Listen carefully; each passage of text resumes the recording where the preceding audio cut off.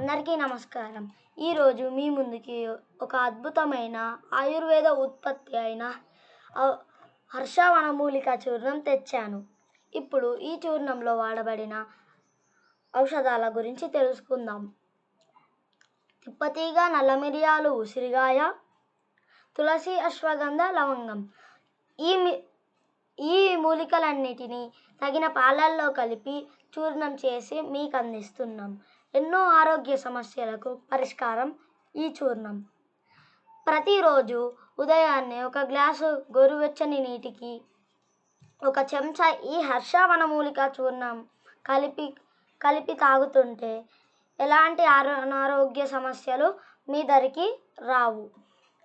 ఎలాంటి హానికర పదార్థాలు వాడబడలేదు కాబట్టి ఆరోగ్యానికి చాలా మంచిది.